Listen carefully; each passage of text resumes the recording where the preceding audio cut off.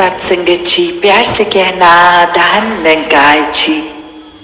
सत्संग में पिछले कुछ घंटों से सभी भाव जो वक्ता बोले, वो चाहे साधन कुछ भी रहा हो, भजन रूप हो, स्पीच रूप हो, कविता रूप हो, तो एक ही मकसद इस इंसानी जन्म का कि ये जीवन को जीने का तरीका क्या है।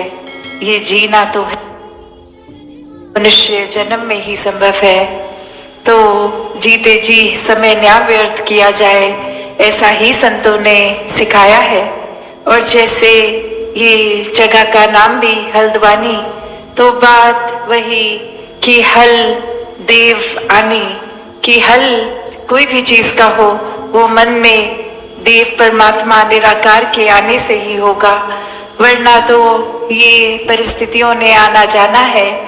तो कैसे ये आत्मा का हल, ये सृजन, ये मुक्ति, ये परमात्मा की जानकारी और उसी से अपनी आप की जानकारी होती है कि वाक्य में तो शरीर तो कुछ सालों का ही है, असल में तो इस आत्मा की पहचान ये परमात्मा है।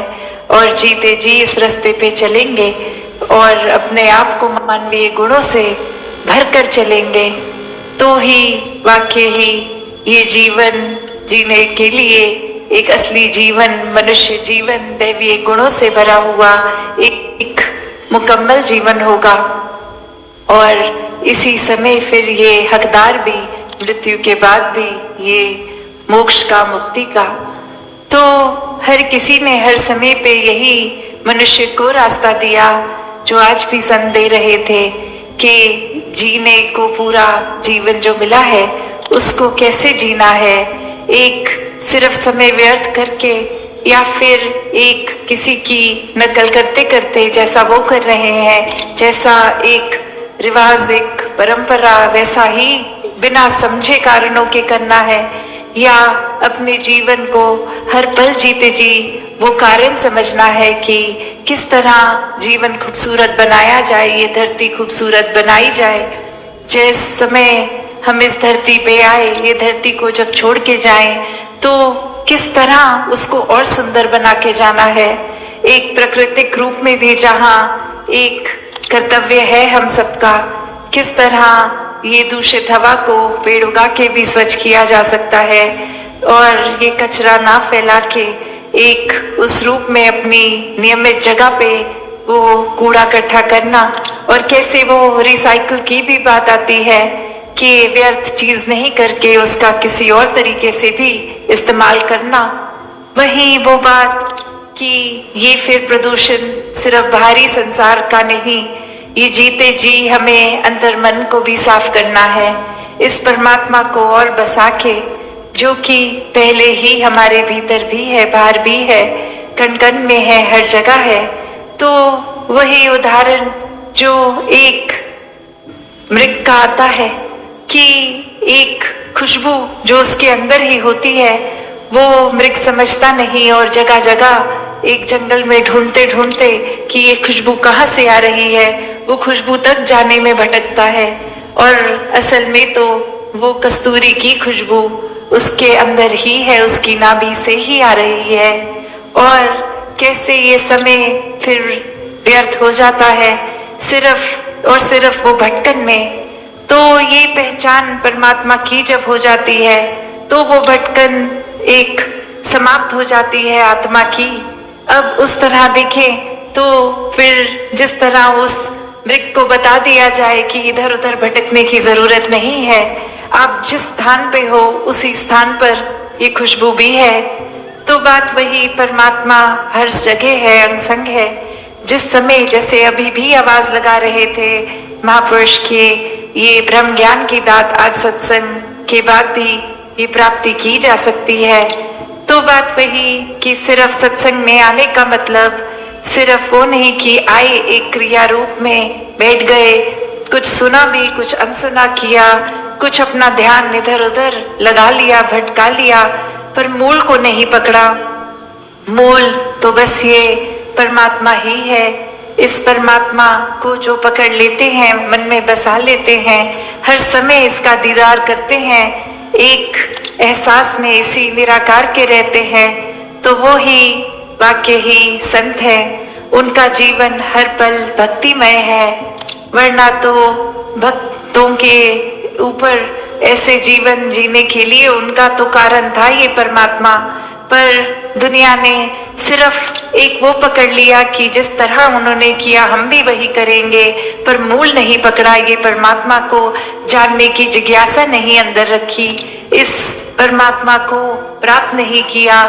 तो फिर सिर्फ एक दिखावा, एक नकल रूप ही करना तो एक जीवन को सफल नहीं बनाया, क्योंकि वो एक उस तरह की बात है कि अगर कोई एक घाव है, चोट है, तो उसको पहले मरहम लगा के वो अपनी त्वचा को, स्किन को नॉर्मल करना है, वरना तो एक छुपाने के तौर पे ऊपर से मेकअप लगा के भी छुपा दिया जाता है। तो बात वही कि ये ऊपर की सुंदरता नहीं, ये अंदर से भी सुंदर होना है। ये हर किसी के अंतर्मन की जो भटकन ये आत्मा की, ये सिर्फ और सिर्फ इसका समाधान ये परमात्मा ही है। जैसे ही इस परमात्मा को देख के भक्ति की शुरुआत की जा सकती है, उसी तरह फिर अपने मनों में और गुणों को भी अपनाया उसी पल से जाया जा सकता है।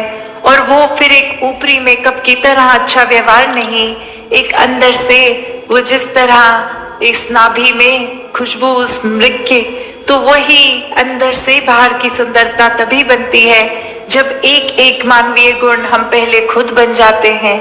सिर्फ प्यार की बात ही नहीं, पहले प्यार बनकर फिर प्यार बांटना। सिर्फ एक विशालता की बात नहीं, इस विशाल निराकार परमात्मा से जुड़ गए। ये इतना विशाल जिसका कोई अंत ही नहीं है, कोई शुरुआत ही नहीं है। जब इसके साथ मन जोड़ लेंगे तो हम भी अपना मन इतना विशाल बना लेंगे कि सबको अपना लेंगे। हर किसी की कमियां हो ना हो उससे फर्क नहीं, कि सब प्यारे हैं, सभी इस परमात्मा की संतान है, सब में यही एक परमात्मा का निवास, सभी प्यारे, सभी श्रेष्ठ। और कोई भी और फिर हम जो मानवीय गुण सोचे भी वो स्वयं बनना बहुत ही आसान हो जाता है। सिर्फ इस परमात्मा के ऊपर अपने मन को टिकाकर वो गुण खुद ब खुद हमारे अंदर आ जाते हैं। तो ऐसा व्यवहार, ऐसा जीवन हर एक के जीवन में आना संभव है। सिर्फ और सिर्फ उसके लिए ये अपने अहंकार का त्याग करना जरूरी है, क्योंकि एक अहंकार आते ही जब ये लगता है कि हमको कोई क्या सिखाएगा, हमें तो पहले ही सब कुछ आता है, हम जिस रास्ते पे चल रहे हैं वो रास्ता ही सबसे ठीक है, और किसी के पॉइंट ऑफ व्यू, नजरिया, रास्ता तो कोई मायने ही नहीं रखता। एक हमसे ज्यादा बुद्धिमान कौन होगा, हमसे ज्यादा शारीरिक बल किसमें होगा, हमसे ज्यादा आकर्षित करने वाला अपनी बातों से, एक भारी सुंदरता से कौन होगा। ऐसा करते करते अगर भाव ये अहंकार के ही हो मन में, तो फिर तो कोई क्या ही सीखेगा। जब लगेगा हमको सब कुछ आता है, तो जहाँ इस पूरे संसार से ये कण कण में ही शिक्षा है, वहाँ इस शिक्षा को एक सिर्फ किताबी तौर पे ही नहीं, जब जितना ज्यादा हम एक एक मनुष्य से, इस प्रकृति से जुड़ेंगे, ये परमात्मा के ऊपर आधारित करेंगे अपना रिश्ता, तो वाकई ही हर तरफ से शिक्षाएं मिलती रहेंगी जो जीवन में लागू करके जीवन को एक सुधारा जा सकता है, जीवन को एक सुंदरता दी जा सकती है। तो कैसे अपने जीवन में हम अगर देखें तो ये अहंकार ही है जो हमारी दुर्गति कर देता है, और जहाँ अहंकार नहीं वहाँ एक समर्पण भाव, एक अपनी अस्तित्व की एक उस तरह अहंकारी रूप नहीं, तो वाकई ही ये समर्पित जीवन इस परमात्मा को बहुत ही एक हमारे लिए भी कल्याणकारी बन सकता है।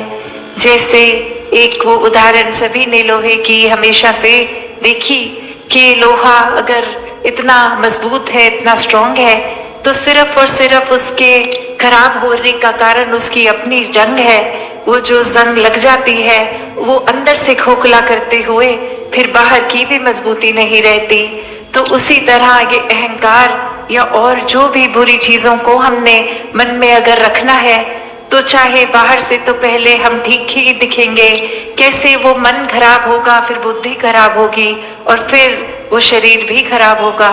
तो कैसे ये हमें किस तरफ अपने जीवन को लेके जाना है, वो हमारे मन में क्या है वो डिसाइड करता है। वो चॉइस है कि या तो इस परमात्मा को बसा लें जो इतना स्थिर है, हर समय के लिए कायम दायम है, तो ऐसे ही हम इस स्थिरता को अपनाएं, सहजता को अपनाएं, या फिर संसारिक चंचलता जो पल पल बदलने वाला मटीरियलिज्म, इसको अपना के खुद अपना नष्ट कर लें।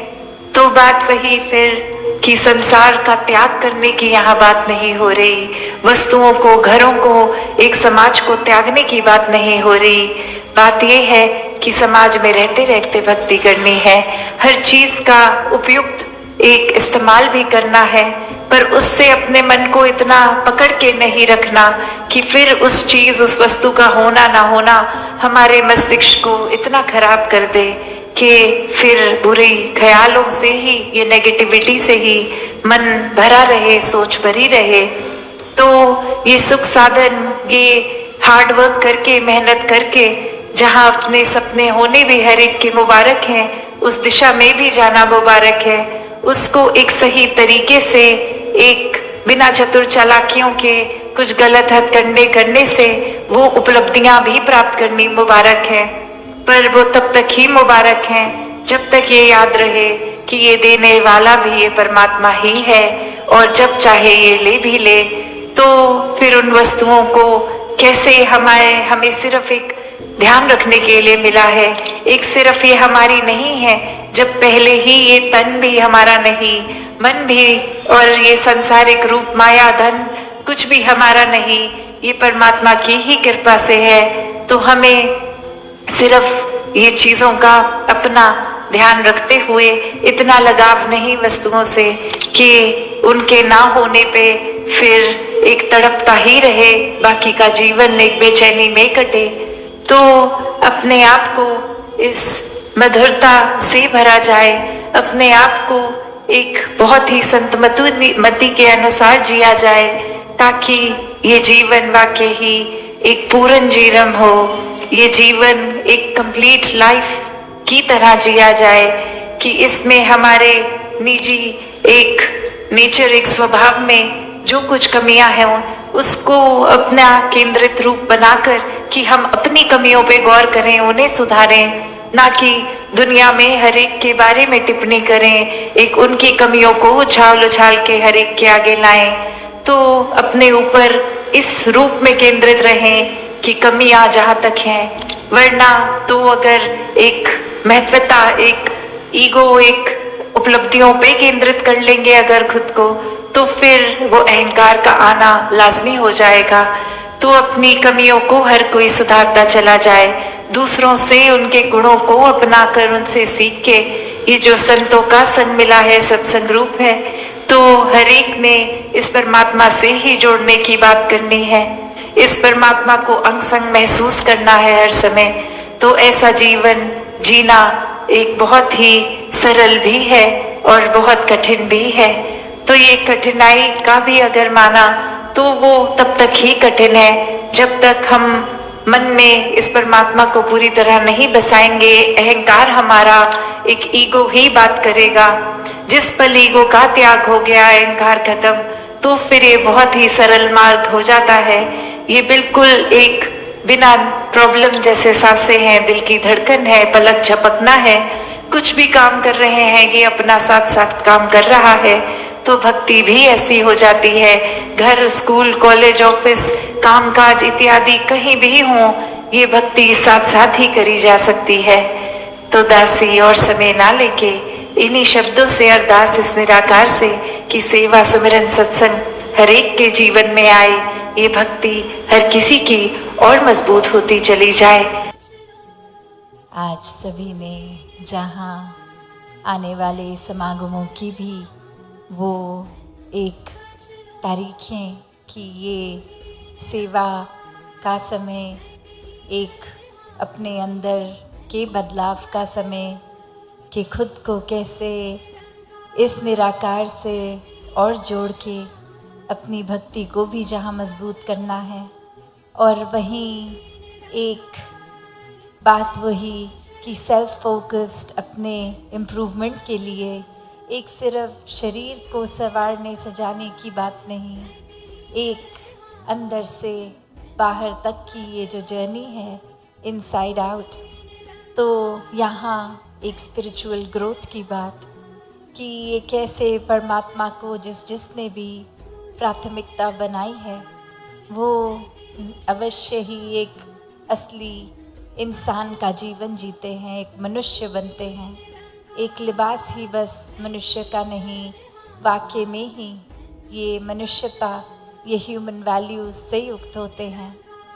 तो कैसे एक इंसान का जीवन जहाँ अनेकों गुण इस इंसान के स्वाभाविक हो जाते हैं, क्योंकि ये स्तोत्र, ये निराकार, ये परमात्मा इसी के साथ एक मिक हो गए, ये एक हो गए। जैसे अभी होली का भी जिक्र आ रहा है कि कल जिस प्रकार पूरे संसार में जो रंगों का, खुशबू का एक त्योहार और भाव वही कि अलग अलग रंग एक दूसरे पे भी जो लगाते हैं, तो वो सिंबॉलिकली क्या है, वो खुशियाँ हैं, वो आनंद है, वो एक वही बात कि चाहे कितना भी अलग हो एक रंग से दूसरा रंग, फिर भी वो कितना न्यारा। और जब सारे रंग हम मिक्स कर देते हैं तो वो बहुत ही एक डार्क सा कलर बन जाता है। तो वही वो बात जो इकमिक वाली कि फिर वो अलग अलग कोई पिंक, पर्पल, ब्लू ये अलग नहीं किए जा सकते जब सब एक साथ मिक्स कर दिए गए हों। और वैसे ही वही बात कि ये इकमिक अवस्था कि इस निराकार से जब मन एक हो जाता है तो फिर ये हमारी शरीर की लिमिटेशंस नहीं रहती। फिर वही जो परमात्मा शरीर के अंदर जिसका वास बाहर भी है, और वही फिर वो रियलाइजेशन कि ये शरीर भी ये निराकार का ही।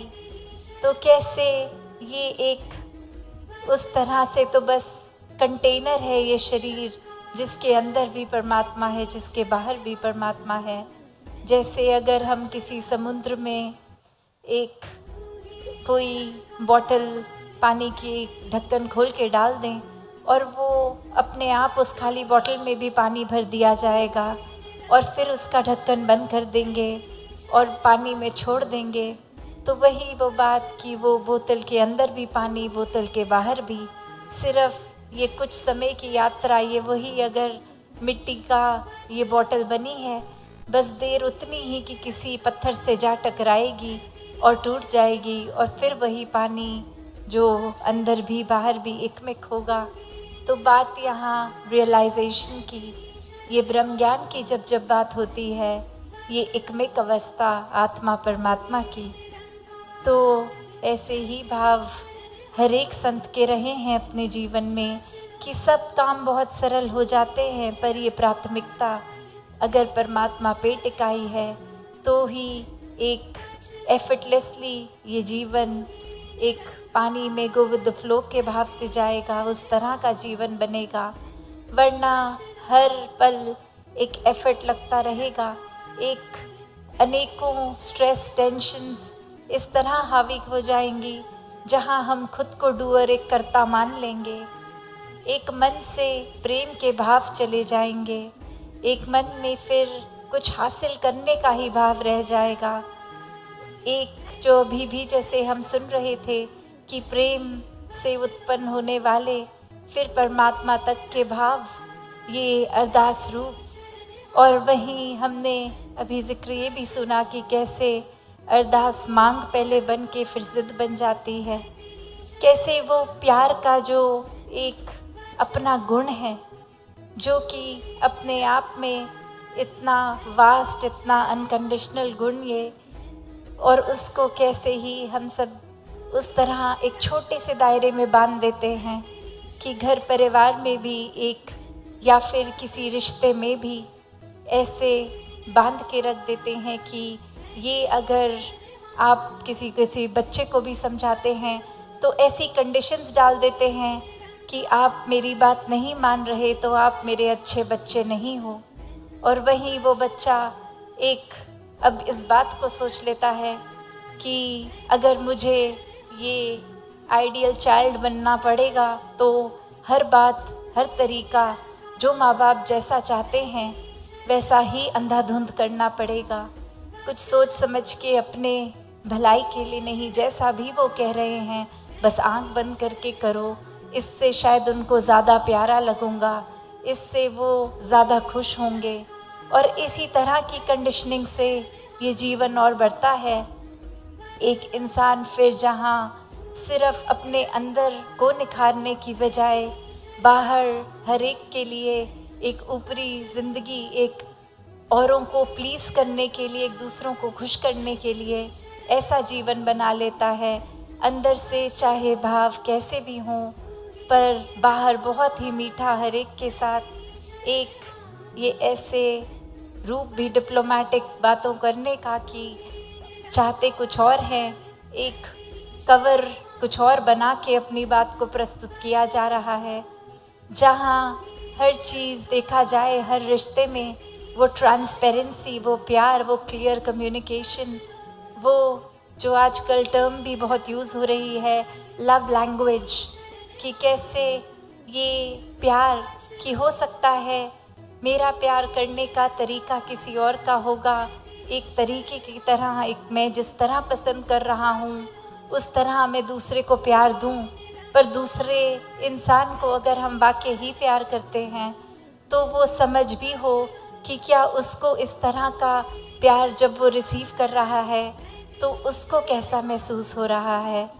कहीं एक मैं तो अपने प्यार को उस ज़िद की तरह ही कि बस ये मेरा तरीका है प्यार करने का, मैं तो ऐसे ही प्यार करूं, और आगे जो रिसीवर है प्यार का वो ही कह दे कि नहीं, ऐसा वाला प्यार मुझे प्यार की तरह फील नहीं होता, ये कोई बंदिश लगती है, ये कोई एक भाव फिर एक स्पिरिचुअल ग्रोथ का या ये पर्सनल ग्रोथ का लगता ही नहीं। एक सेंस ऑफ सिक्योरिटी, एक सेफ, एक महफूज रहना, ऐसा एहसास आता ही नहीं। तो फिर वही बात कि चाहे मन में हमारे भाव एक प्यार दूसरे तक पहुंचाने का है, पर वो लव लैंग्वेज पे हमें ध्यान रखना है।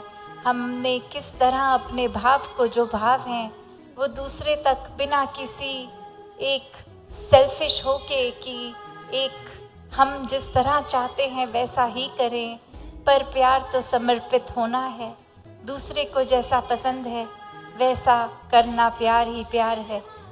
तो ऐसे ही भावों के संतों ने ये जी कर दिखाया कि ये हर एक के लिए अपने आप को एक दास भावना, ये मर मिट के भी देने वाले भाव कि एक अपना अहंकार, ईगो, एक मुझे जैसा पसंद है उसको छोड़कर एक क्या ज़रूरत है उस समय की, कैसा प्यार देना है। तो ये बिना चतुर चालाकियाँ भाव और गुण प्यार का वही मेंटेन करते हुए फिर वो प्यार देते चले जाना ही प्यार है। तो ऐसे भाव भी अक्सर जब रिश्तों में आ जाते हैं तो वही एक लगने लगता है कि अगर किसी के साथ प्यार है उसको डोमिनेट किया जाए, उससे अपनी हर ज़िद मनवाई जाए, एक अपने वो रूप प्यार का जो एक था कि प्यार तो देना था, वहीं अब प्यार की डेफिनेशन उस रिश्ते में रहकर ऐसी बना ली कि प्यार का मतलब प्यार रिसीव करके स्पेशल फील करना है। एक हर समय दूसरा इंसान हमारे ही मूड को ठीक करता रहे, हमारे लिए जो अपने आप वो करना चाहता है मन मार के करे। तो आज के समय में प्यार की शायद डेफिनेशन हर किसी ने अपने मुताबिक अलग अलग बना ली है, पर ये जो प्रेम है ये फिर खुद को खोना ही प्रेम है कि ऐसा एकमिक हो जाना, वो चाहे इस परमात्मा की बात हो या संसारिक रूप में, किसी भी तरह का रिश्ता निभा रहे हों, जब तक ये एक नहीं होंगे तब तक ये प्यार नहीं होगा, क्योंकि प्यार तो एक ही है। एक अगर हम कोई रिश्ते की भी बात करते हैं, वो रिश्ता तो एक ही है। बस बात वही कि चाहे शरीर रूप में वो दो इंडिविजुअल्स हैं, पर ये प्यार तो एक ही है। तो वही जब तक इस परमात्मा से एकमिक नहीं होंगे, हम अपने आप की भी पहचान नहीं कर पाएंगे। और जब तक अपनी ही पहचान नहीं की, ये वाकई ही शरीर की, अपने जीवन की यात्रा कुछ सालों की, और ये आत्मा परमात्मा, ये एक असल में जो एकमिक होने हैं। और वही उस भाव से जब ब्रह्म ज्ञान द्वारा जीते जी ये समझ आ जाता है, उसको हर पल जीते हैं, तो अपने हर घर परिवार रिश्ते नाते में ये एक भाव एकमिक होने का आ जाता है। फिर सिर्फ देना और किस तरह देना है, वही बात जो अभी हम सुन रहे थे कि फिर वो प्रेम प्रेम की तरह किया जाता है, हिंसा की तरह नहीं, कि जिसको जिस तरह भी ऐसा ही प्यार परोसें जैसा उसको भी अच्छा लगे, और वो हम भी बीइंग ट्रू टू आवरसेल्व्स वैसा ही प्यार दें। तो कोई जहाँ बनावटी रूप आ जाता है, ये इच्छाएं आ जाती हैं, ज़िद आ जाती है, वहाँ प्यार एक असली अपने मूल रूप में, असली मूल गुण में प्यार नहीं रहता, वो प्रेम नहीं रहता। तो जहाँ एक दुनियावी रूप में एक लेयर के ऊपर दूसरी लेयर, जैसे आजकल बोला भी जाता है कि चेहरा तो इंसान का एक है, पर एक मास्क ऊपर मुकुट अलग अलग तरह के लगाता रहता है, जैसी ज़रूरत जहाँ जा रहे हैं वैसा बन के चला जाता है। और ये बात अगर गहराई में सोची जाए तो वही कि ये एक चेंज की जहाँ बात आती है कि ऐसा एक समय अनुसार, लोगों के अनुसार, तो उसके भी दो पहलू हैं कि ऐसा क्यों किया जा रहा है, क्या नीयत है, क्या इंटेंशन है। अगर तो बहुत ही सेल्फिश हो के एक अपने छोटे से दायरे में सिर्फ अपनी प्रशंसा, अपने आप को एक अच्छा सर्वश्रेष्ठ दिखाना है, उस हिसाब से औरों के लिए एक अच्छाई का नकाब डाल रहे हैं, तो वो हरगिज़ मुबारक नहीं है, क्योंकि वो बहुत ही एक तो शॉर्ट लिव्ड होगा, एक वो बहुत ही छोटी देर के लिए ही एक ऐसा हम कर पाएंगे, क्योंकि अंदर भी एक बनावटी रूप से, एक एक्टिंग रूप से अगर हम भी जीते हैं, तो वो अंदर ही अंदर कुछ समय बाद चीज़ खाती है कि अंदर से ऐसे नहीं है, हमें सिर्फ बनना पड़ रहा है, बहुत घुटन हो रही है, ये बहुत छोटे दायरे में एक क्लस्ट्रोफोबिक फील हो रहा है, तो वापस अपने असली स्वभाव की तरफ ही आने का दिल करता है।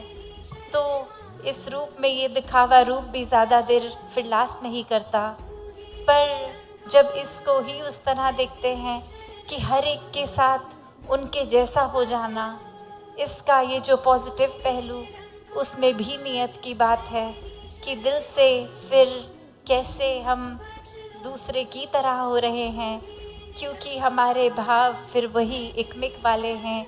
ये सामने वाले में भी तो परमात्मा है, तो जब परमात्मा से प्यार है तो हर एक के साथ हम इतने ही तरह से, पूरी तरह से खुल गए हैं, चाहे वो जानकार हो, चाहे कोई स्ट्रेंजर हो, चाहे कोई ऐसा व्यक्ति भी जिसको जीवन में हम कभी भी ना मिलें, दुनिया के किसी कोने में है, उसके लिए भी ये पूरे संसार के लिए ही प्यार है। एक भाव, ये एक पूरे ही दिल से दिल तक जाने वाले ये प्रेम के भाव, जैसे एक नदी होती है और वो नदी का काम बहना, पानी देना, और अब वो नदी का भाव, वो पानी का वो प्रेम कि ये अब किसी तक भी जाए, एक शीतलता, ठंडक, प्यास बुझाने का ही काम करेगी।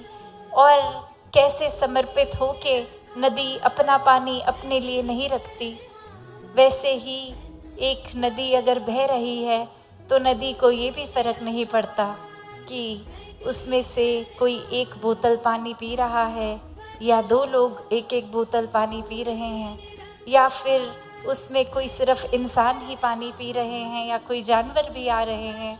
क्या उस पानी का यूजेज हो रहा है? क्या कपड़े धुल रहे हैं या किसी और तरह से कंजम्पशन है उस पानी की? क्योंकि नदी के वो इस चीज़ से मतलब ही नहीं है, उसको तो बस इस प्यार में बहना है।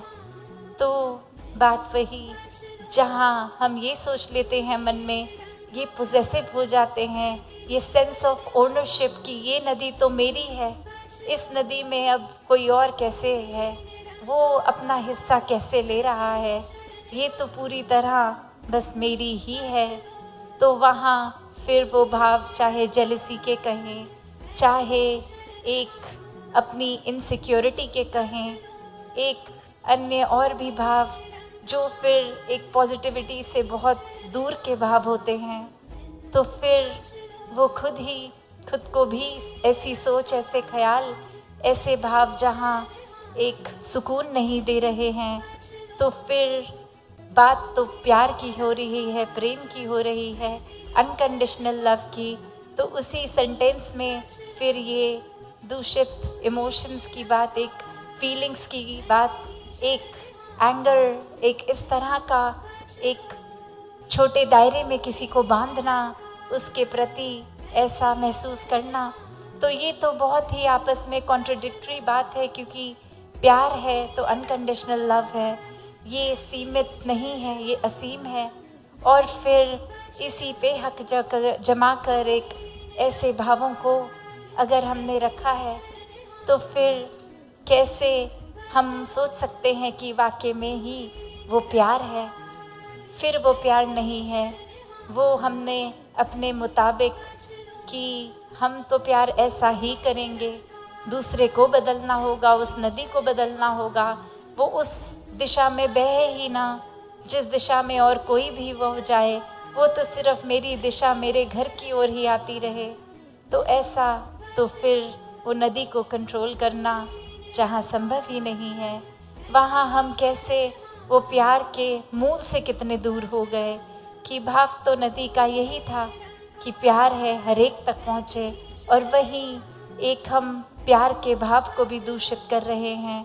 हम उसमें एक अपने सेल्फिश मोटिव्स पूरे कर रहे हैं, एक खुद को बेहतर फील करने के लिए शायद दूसरे को बेहतर ना फील करा रहे हों।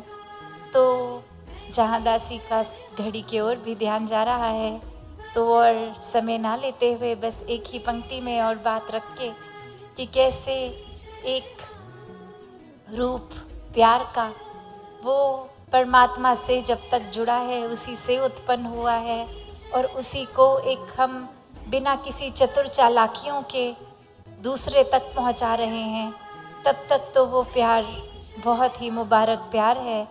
वरना फिर वो प्यार ना देने के समय अच्छा फील होगा, ना वो रिसीवर को अच्छा फील होगा। तो ऐसा ही प्यार हर कोई करता जाए, जहाँ वो सीमित ना हो, ये असीम रूप में एक नेवर एंडिंग, एक बिना सेल्फिश होकर वो प्यार दिया जाए। ऐसा ही भक्तों ने सिखाया है कि परमात्मा के प्रति ऐसी लगन हो कि फिर हर कोई चीज़ प्यार लगे, और वो प्यार लगने का मेन कारण यही होगा कि जैसे वो नदी का पानी नहीं, वो प्यार है, ऐसे ही पहले हमें भी प्यार बनना होगा। एक बार जब खुद प्यार बन जाएंगे तो ही हर समय ये प्यार आगे भी दे सकेंगे। तो दातार हर एक पे कृपा करे कि ये प्रेमा भक्ति का रूप, ये प्यार में एक मिक इस परमात्मा से हर कोई होता जाए, ताकि फिर आपसी रिश्तों में भी वो झलके, और सिर्फ झलकाने के लिए नहीं, दर्शाने के लिए नहीं, दिल से इस परमात्मा का हो के फिर ये प्यार हर एक तक पहुँचे। तो अब आगे सभी ने जैसे सुना भी कि आप सबके दर्शन अब 1 महीने के बाद इधर होंगे, तो सब ने अपने अपने भवनों पे भी उसी तरह फिर सत्संग का आनंद लेना है। आपसी संगत का, एक दूसरे से सहयोग, ये प्यार हमेशा और ही बढ़ता जाए। सत्संगत जी, धन्यवाद जी। सेवा, सत्संग, सुमरन। आशा करता हूँ साथ संगत जी निरंकार की कृपा से आप सभी अच्छे हो गए, स्वस्थ हो गए। साथ संगत जी, आप जी के चरणों में बहुत ही सुंदर प्रेरणादायक कहानी विचार जिसका विषय है सत्संग, सेवा और सुमिरन। आइए साथ संगत जी जानते हैं इस प्रेरणादायक कहानी के माध्यम से। सत्संग, सेवा और सुमिरन ये तीनों जीवन को कैसे अमृत बना देते हैं। यह कहानी एक साधारण किसान रामलाल की, जो कठिनाइयों से जूझता रहा, लेकिन सत्संग, सेवा और सुमिरन के माध्यम से उसने अपने जीवन को नई दिशा दी। कहानी आपको न केवल मनोरंजन देगी साथ संगत जी, बल्कि जीवन के गहरे रहस्यों को समझाने में भी सहायक होगी। तो आइए साथ संगत जी, बिना देर किए इस प्रेरक यात्रा पर निकलते हैं। बहुत समय पहले की बात है। हरियाणा के एक छोटे से गांव में रामलाल नाम का एक किसान रहता था। खेती ही उसकी रोजी रोटी थी। परिवार में बूढ़ी माँ, पत्नी सीता और 2 छोटे छोटे बच्चे थे। रामलाल दिन रात खेत में मेहनत करता, फिर भी कर्ज चुकाना था।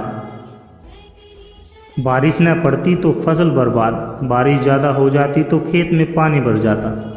गांव में लोग उसे सलाह देते, किसी से झगड़ा कर, किसी से झूठ बोलकर, किसी का हक छीन कर कर्ज उतार ले, लेकिन रामलाल का मन नहीं मानता था। एक रात जब भूख से बच्चे रोने लगे तो रामलाल की आंखों से आंसू बह निकले। उसने आसमान की ओर देखा और कहा, हे भगवान, क्या मेरे जीवन में कभी उजाला होगा या नहीं। उसी रात उसे सपना आया। एक साधु ने कहा, रामलाल, दुख से मत हार, सत्संग सुन, सेवा कर और सुमिरन कर, तेरा जीवन बदल जाएगा। सुबह होते ही रामलाल गांव के मंदिर गया। वहां एक संत प्रवचन कर रहे थे। रामलाल चुपचाप सबसे पीछे बैठ गया। संत बोले, भाई, दुनिया में सबसे बड़ा धन सच्चा ज्ञान है। सत्संग से जीवन का अज्ञान दूर होता है। जैसे सूरज के आने से अंधेरा भागता है, वैसे ही सत्संग से दुख भाग जाते हैं। रामलाल को ये वचन सीधे दिल में उतर गए। अब वो रोज खेत से समय निकालकर सत्संग सुनने जाने लगा। गांव वाले हंसते, कहते, अरे गरीब, सत्संग से पेट भरेगा क्या। लेकिन रामलाल चुप रहा। उसे यकीन हो गया था कि यही उसका सच्चा रास्ता है। धीरे धीरे उसके मन में शांति आने लगी। एक दिन सत्संग के बाद संतों ने गांव के कुएं की सफाई की सेवा रखी। रामलाल ने सबसे पहले हाथ जोड़े, मुझे भी सेवा में लगा लीजिए, मुझे भी सेवा बख्श दीजिए। कुएं से कीचड़ निकालना, आसपास सफाई करना, सबने देखा कि रामलाल सबसे ज़्यादा परिश्रम कर रहा था। उसने सेवा में कोई छोटा बड़ा काम न देखा। किसी ने पूछा, तू गरीब है, क्यों ये मेहनत कर रहा है। रामलाल बोला, जिसके पास धन नहीं, वो सेवा से ही प्रभु को पा सकता है। सेवा ही सबसे बड़ा दान है। कुएं की सफाई के बाद गांव वालों को साफ पानी मिला। लोग अब रामलाल को इज्जत देने लगे। अब रामलाल ने संतों से नामदान लिया, प्रभु का नाम जपने की विधि सीखी। अब वो खेत में हल चलाते समय भी सुमिरन करता, राम राम राम राम। बीज बोते समय भी राम राम, सब कुछ तेरा है। धीरे धीरे उसका मन ईश्वर में रम गया। उस साल बारिश सही पड़ी, फसल अच्छी हुई। रामलाल ने कर्ज भी चुकाया और कुछ बचत भी की। अब वो हर काम में भगवान को याद करता। खाना खाते समय, पीते समय, खेत में, बाजार में, सुमिरन उसके जीवन का हिस्सा बन गया था। रामलाल अब गांव का सबसे खुश इंसान था। गांव वाले कहते, रामलाल, तूने ऐसा क्या किया जो भगवान ने तुझ पर कृपा की। वो मुस्कुराकर कहता, भाइयों, मैंने कुछ नहीं किया, बस सत्संग सुनता रहा, सेवा करता रहा और सुमिरन में लीन रहा। ये तीनों ही जीवन के गहने हैं। लोगों ने रामलाल को गुरु मान लिया। गांव में झगड़े कम होने लगे, लोग मिलजुल कर रहने लगे। अब हर हफ्ते सत्संग होता, सब मिलकर सेवा करते और सुमरन को जीवन में उतारते। एक दिन वही संत फिर गांव में आए। उन्होंने रामलाल को देखा और आशीर्वाद दिया। रामलाल, तूने दुनिया को दिखा दिया कि सत्संग, सेवा और सुमरन से पत्थर दिल पे मोम बन सकता है। गांव में खुशहाली छा गई। लोग एक दूसरे की मदद करने लगे। किसी के घर दुख होता तो पूरा गांव खड़ा हो जाता। गांव अब एक परिवार जैसा बन गया था। रामलाल अब बूढ़ा हो चुका था। उसने बच्चे को एक ही बात सिखाई कि बेटा, धन आएगा जाएगा, शरीर भी बूढ़ा होगा, लेकिन सत्संग, सेवा और सुमिरन, ये 3 चीज़ें कभी साथ नहीं छोड़ेगी। यही तुम्हारा असली धन है। रामलाल ने प्रभु का नाम लेते हुए ही अपने प्राण त्यागे। गांव के लोग आज भी उन्हें याद करते हैं। सत्संगत जी, सत्संग ज्ञान देता है, सेवा हृदय को निर्मल बनाती है, सुमरन ईश्वर से जोड़ता है। जिसने ये तीनों अपनाए, समझो उसने जीवन का सार समझ लिया। तो सत्संगत जी, आज से यह कहानी आपके दिल को छू गई होगी और जीवन में आपको भी सत्संग, सेवा और सुमरन के मार्ग पर चलने की प्रेरणा देगी। यदि आपको यह कहानी अच्छी लगी हो तो अवश्य दूसरों तक पहुंचाए। ईश्वर आप सब पर अपनी कृपा बनाए रखे। सत्संगत जी, उत्तर भारत के एक गांव में एक वृद्ध महात्मा रहते थे। उनका नाम दयानंद बाबा था। गांव में गरीबी, अशिक्षा और आपसी लड़ाई झगड़े ने सबका जीना मुश्किल कर दिया था। लोग मंदिर में जाते जरूर थे, पर मन में कटुता भरी थी। कोई किसी की मदद नहीं करता। गांव की हालत बद से बदतर होती जा रही थी। बाबा दयानंद हर रोज गांव के चौपाल में बैठकर सत्संग करते, पर कोई ध्यान नहीं देता। गांव के लोग कहते, बाबा, उपदेश से पेट नहीं भरता। एक दिन 3 नौजवान, जिनका नाम मोहन, लक्ष्मण और किशन, बाबा के पास आए। तीनों दोस्त थे और गांव में सबसे ज़्यादा शरारती माने जाते थे। मोहन ने कहा, बाबा, अगर सच में आपके सत्संग में कुछ ताकत है तो हमें बदल कर दिखाइए, हम अपनी ज़िंदगी आपके हवाले करते हैं।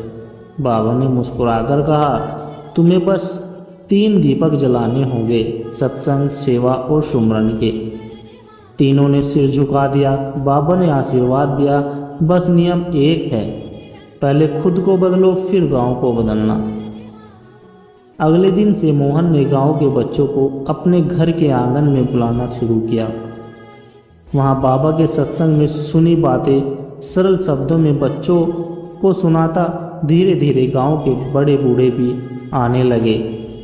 सत्संग में रामायण, गीता, गुरुवाणी से उदाहरण दिए जाते थे।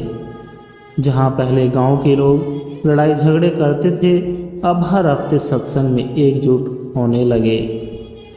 आपसी बैर कम हुआ, मन में श्रद्धा बढ़ी।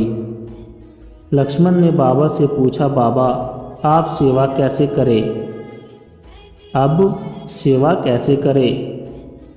बाबा बोले, जहाँ किसी को दुखी देखो वहाँ अपनी क्षमता के अनुसार मदद करो, बिना दिखावे के। लक्ष्मण ने गांव के कच्चे रास्ते ठीक करवाने का काम शुरू किया। तालाब की सफाई की योजना बनाई। शुरू में गांव वालों ने मजाक उड़ाया, लेकिन लक्ष्मण ने हार नहीं मानी।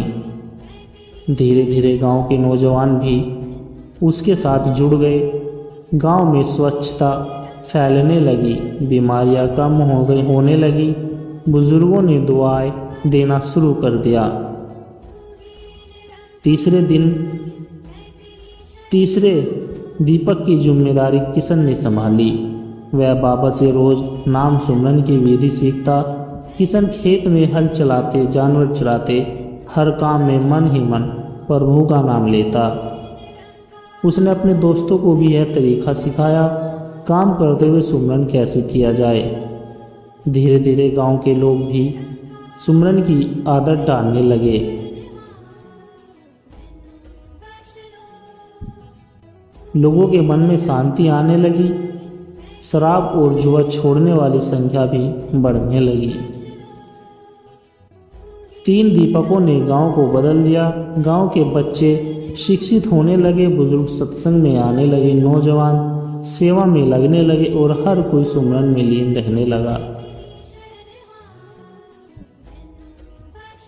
गांव का नाम दूर दूर तक फैल गया। अब लोग कहते हैं अगर सच्ची खुशी देखनी है तो उस गांव में जाओ जहां बाबा दयानंद के 3 शिष्य हैं।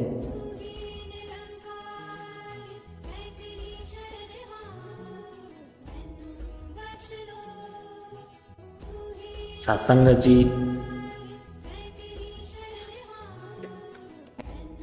एक दिन गांव में अकाल पड़ गया।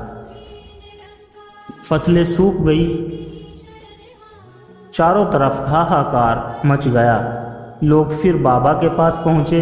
बाबा ने तीनों को बुलाया और पूछा, क्या अब भी ये 3 दीपक जलते रहेंगे?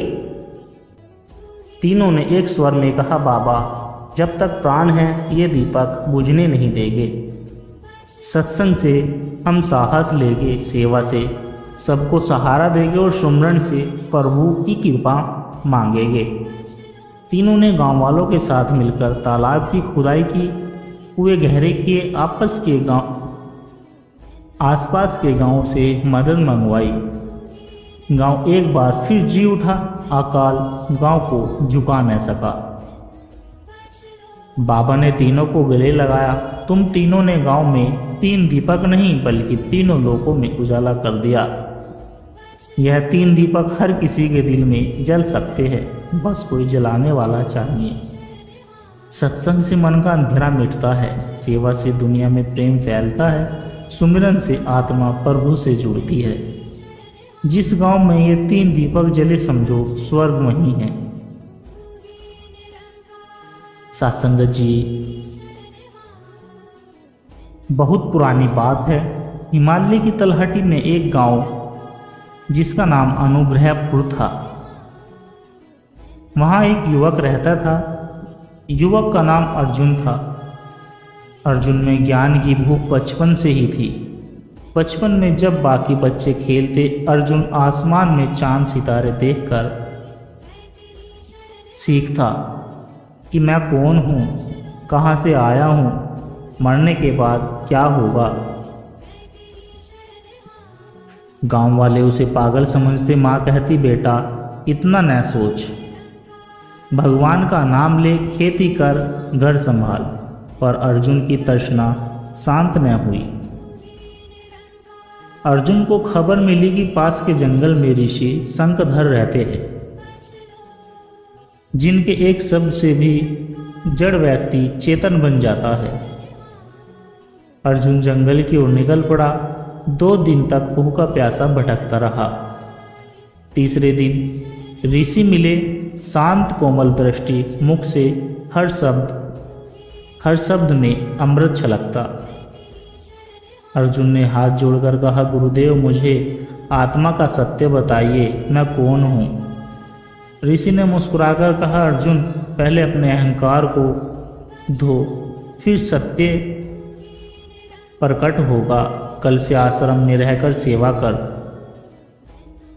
अर्जुन बड़े प्रेम से ऋषि के आश्रम में झाड़ू लगाने लगा। पशुओं की सेवा करना, भोजन पकाना सब सीखा। गुरुदेव ने उसे नियम दिया, सेवा बिना शर्त होनी चाहिए, बदले में कुछ नहीं चाहना। एक दिन आश्रम में एक स्वार्थी व्यापारी आया। उसने अर्जुन को अपमानित किया। ओ नौकर, मेरा झोला उठा।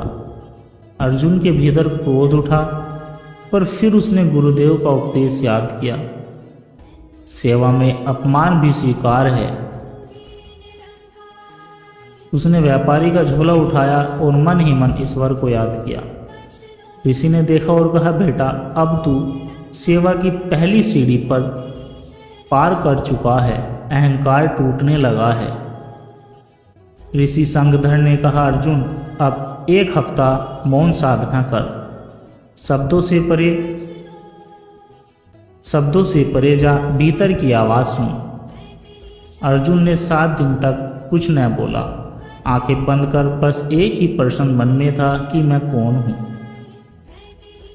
मौन में अर्जुन ने महसूस किया कि विचार आते हैं, चले जाते हैं, शरीर जड़ है, पर एक साक्षी हमेशा जाग रहा है, वही आत्मा है। अब ऋषि बोले, बेटा अब नाम सुमरन का अभ्यास कर, हर श्वास के साथ प्रभु का स्मरण कर। देख शरीर कहाँ है, मन कहाँ है, आत्मा कहाँ है। अर्जुन ने श्वासों में नाम जोड़ लिया। सोसहम मैं वही हूँ। धीरे धीरे उसे एहसास हुआ शरीर माटी है, विचार बदलते रहते हैं, पर जो साक्षी है वह न जन्मता है न ही मरता है। एक दिन गहरी ध्यान अवस्था में अर्जुन को दिव्य अनुभूति हुई। शरीर गायब, मन शांत, बस साक्षी बचा। उसने पाया कि जो साक्षी है वही सब में है, ऋषि में, पशु में, वृक्ष में, नदी में, वही आत्मा सब जगह एक है। अर्जुन रो पड़ा। उसने ऋषि के चरणों में गिरकर कहा, गुरुदेव अब जान लिया, मैं शरीर नहीं, विचार नहीं, मैं ही आत्मा हूँ, मैं ही ब्रह्म हूँ। ऋषि ने आशीर्वाद दिया और कहा, बेटा यही परम ज्ञान है, अब लौट जा अपने गांव, सबको यही प्रेम बांट, यही तेरी सच्ची सेवा होगी। अर्जुन वापस गांव लौटा। पहले लोग उसे पागल कहते थे, अब वही अर्जुन सबका गुरु बना। उसने किसी को उपदेश नहीं दिया, बस प्रेम से मिला, विनम्र रहा, सबके काम आया। लोगों ने उसके भीतर कुछ अद्भुत देखा। उसकी आंखों में शांति थी, शब्दों में मिठास थी। गांव में झगड़े खत्म हुए, चोरी गायब हुई, झूठ गायब हुए, गांव एक तीर्थ बन गया। सत्संग जी कहानी का सार, शरीर और मन बदलते रहते हैं पर आत्मा अजर अमर है। सेवा, मौन और सुमिरन ये आत्मा को जानने की सीढ़ियाँ है। सच्चा साधक वही है जो ज्ञान को जीता है, न कि सिर्फ बोलता है। सत्संगत जी दास के द्वारा कहे गए प्रेरणादायक कहानी विचार यदि आप जी को अच्छे लगे हो तो वीडियो को लाइक करें, शेयर करें और कमेंट बॉक्स में धन निरंकार जी जरूर लिख दें। और सत्संगत जी दास को आशीर्वाद दे कि हर रोज़ आप जी के चरणों में ऐसी ही प्रेरणादायक कहानी विचार लेकर आता रहूं। सत्संगत जी दास के आप जी के चरणों में प्यार भरी विनती है कि दास के चैनल सोना इंस्पायर विचार को सब्सक्राइब जरूर कर ले। सत्संगत जी प्यार से कहना, धन निरंकार जी।